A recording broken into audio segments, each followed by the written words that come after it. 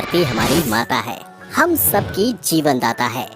हमारी धरती वो परफेक्ट प्लेनेट है जिस पे लाइफ एग्जिस्ट कर सकती है।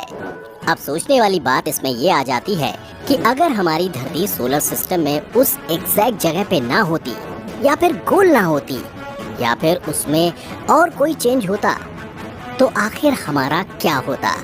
हमारी धरती पे आज जीवन इसलिए पनप रहा है क्योंकि यहाँ हर चीज एकदम परफेक्ट है।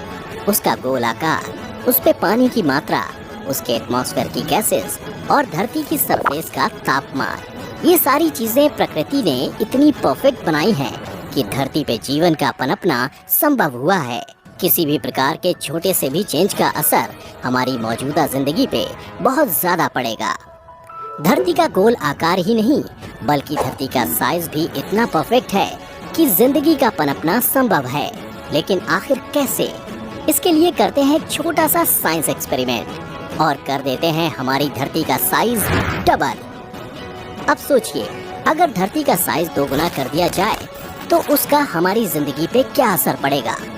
क्या होता अगर हमारी धरती साइज में दुगनी होती?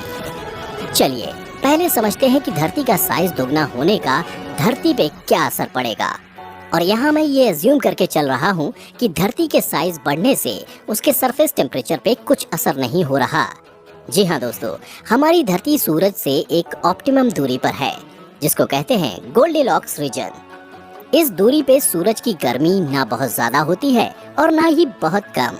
अगर धरती का साइज बढ़ जाएगा तो उसके सरफेस की दूरी भी कुछ किलोमीटर से कम हो जाएगी।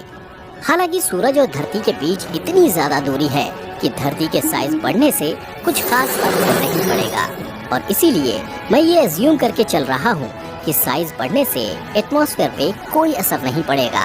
आइए अब आगे बढ़ते हैं और इस बदलाव के बाकी साइड इफेक्ट पर नजर डालते हैं। हमारा एम है कि धरती के डायमीटर को दुगना करना। अगर हम धरती की डेंसिटी को ना बदले तो साइज दुगना होने पे धरती का वेट 8 गुना बढ़ जाएगा और इस वेट के बढ़ने का सीधा असर पड़ेगा धरती की ग्रेविटी पे। न्यूटन्स लॉ ऑफ ग्रेविटेशन के अनुसार धरती की ग्रेविटी वेट के डायरेक्टली प्रोपोर्शनल और रेडियस के स्क्वायर के इनवर्सली प्रोपोर्शनल होता है। इसके अनुसार हमारी दुगनी साइज की धरती की ग्रेविटी भी दुगनी हो जाएगी। और शायद आप मुझसे सहमत ना रहें, लेकिन ग्रेविटी का प्रभाव हमारी धरती पे होने वाली प्रक्रियाओं में बहुत बड़ा रोल प्ले करता है। हमारी धरती पे हर चीज ग्रेविटी के कारण ही टिकी हुई है। अगर ग्रेविटी का खिंचाव ना होता तो हम भी आज आउटर स्पेस के चक्कर काट रहे होते और धरती शायद एग्जिस्ट भी न करती। और हम कितनी फुर्ती से धरती पे चल कर पाते हैं ये भी उस खिंचाव पर ही डिपेंड करता है। अगर आपने कभी नील आर्मस्ट्रॉन्ग के चांद पे पहले कदम की डॉक्यूमेंट्री देखी होगी तो आपने गौर किया होगा कि नील आर्मस्ट्रॉन्ग थोड़ा उड़ उड़ के चांद पर चल रहे हैं। ऐसा इसलिए क्योंकि चांद का ग्रेविटेशनल फोर्स धरती के मुकाबले थोड़ा कम है। इसी कारण चांद पे हमारा वेट भी कम हो जाता है और आउटर स्पेस में एस्ट्रोनॉट्स की हाइट भी 2-3 इंच बढ़ जाती है।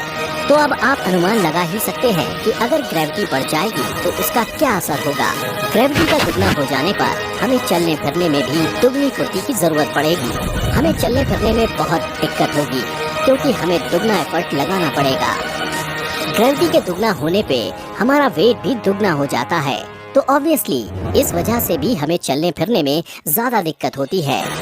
धीरे धीरे इवोल्यूशन के चलते हमारे शरीर की हड्डियों को ज्यादा मजबूत होना पड़ेगा ताकि हम इतना एफर्ट अपनी रोजमर्रा की जिंदगी में लगा सकें। यही नहीं, ग्रेविटी के चलते हमारी मसल्स भी इस दुगना खिंचाव के कारण और ज्यादा छोटी हो जाएंगी। इससे हमारी हाइट कुछ इंच कम हो जाएगी। हमारी ही नहीं, धरती के हर पशु पक्षी की हाइट कम हो जाएगी और उन्हें चलने फिरने में दुगना एफर्ट लगाना पड़ेगा। यानी कि साथ ही साथ चीता और हुसैन बोल्ट दोनों के वर्ल्ड रिकॉर्ड काफी हद तक कम हो जाएंगे। कोई भी इंसान की हाइट 6 फुट से ऊपर की नहीं होगी और बास्केटबॉल गेम शायद एक्सटिंक्ट ही हो जाए। जहाँ तक रही बात हमारी लाइफ एक्सपेक्टेंसी की, यानी कि हम कितने साल तक जिंदा रह सकेंगे, तो वो भी कुछ साल कम हो जाएगी क्योंकि हमारे शरीर को हमें जिंदा रखने और हमारे खून को हमारी पूरी बॉडी में सर्कुलेट होने में भी बहुत ज्यादा मेहनत लगेगी। धरती की दोगुनी ग्रेविटी का पेड़ों पर भी बहुत भारी असर पड़ेगा। इतनी भारी ग्रेविटी के कारण सिर्फ पेड़ से एप्पल ही नहीं बाकी पूरे पेड़ ही गिरने लगेंगे। दोगुनी ग्रेविटी के चलते पेड़ को जमीन से पानी और मिनरल्स खींचने में ज्यादा मेहनत लगेगी। इसी कारण इवोल्यूशन के चलते पेड़ छोटे साइज के उगेंगे। एकदम एक इंसान के शरीर की तरह एक पेड़ भी छोटा और ज्यादा जड़ीला हो जाएगा ताकि वे इस नई धरती पे जिंदा रह सकें। ये तो बात थी ग्रेविटी की, लेकिन साइज दुगना होने का सिर्फ यही एक पहलू नहीं है। अगर एक धरती का साइज बढ़ा तो उसके एलिमेंट्स की मात्रा भी बढ़ जाएगी। अगर आप रेयर एलिमेंट्स के फैन हैं तो शायद आप ये सुन के एक्साइटेड हो जाएंगे, लेकिन धरती के लिए ये बहुत अच्छी खबर नहीं होगी। धरती पे एलिमेंट्स की मात्रा बढ़ने का मतलब ये भी है कि जो अनस्टेबल एलिमेंट्स हैं उनकी भी मात्रा बढ़ जाएगी। इसके कारण धरती के अंदर की गर्मी बढ़ जाएगी और धरती का तापमान बढ़ने लगेगा। यही नहीं, धरती पे हॉट स्प्रिंग्स और ज्वालामुखियों की मात्रा भी बढ़ जाएगी और दुनिया भर में वॉल्केनिक एरप्शंस कहीं ज्यादा बढ़ जाएंगे। ग्लोबल वार्मिंग की प्रॉब्लम का कारण ओजोन डिप्लेशन नहीं, धरती का अंदरूनी टेम्परेचर बन जाएगा। तो जो लोग ये सोच रहे थे कि धरती का साइज बढ़ने से हमारी पॉपुलेशन को एकोमोडेट करने के लिए ज्यादा जगह बन जाएगी, उन्हें ये जान लेना चाहिए कि उस एक्स्ट्रा जगह के बाद भी इंसान की जिंदगी काफी कम सुखद होगी।